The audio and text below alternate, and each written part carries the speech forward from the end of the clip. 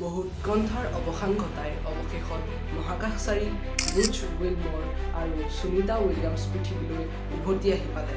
আন্তঃৰাষ্ট্ৰীয় মহাকাশ কেন্দ্ৰ অৰ্থাৎ ISS-লৈ স্পেচএক্সৰ এখন স্পেচক্ৰাফ্ট 17 তাৰিখে পঠোৱা হৈছিল।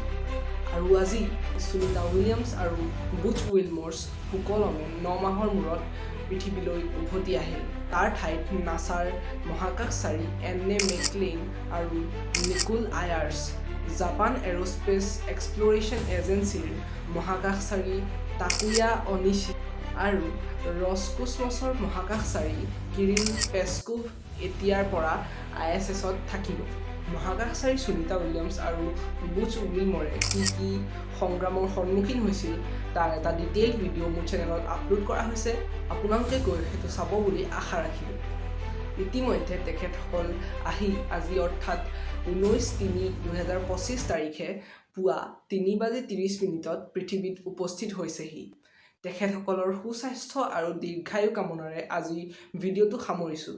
ধন্যবাদ।